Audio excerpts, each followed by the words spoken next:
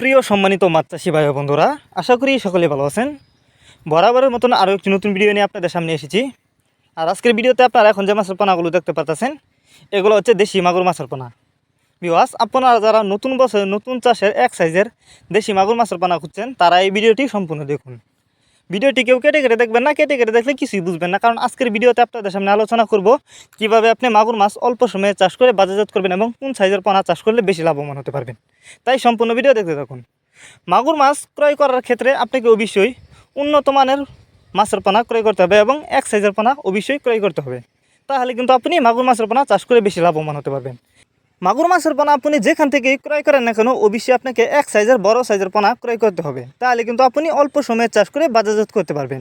আর আমাদের মাছগুলো দেখেন, এক সাইজের পোনা এগুলা। আর এই মাছগুলো কিন্তু আমরা পিস হিসাবে বিক্রি করতেছি। আপনি চাইলে এই মাছগুলো আমাদের কাছ থেকেও সংগ্রহ করতে পারবেন।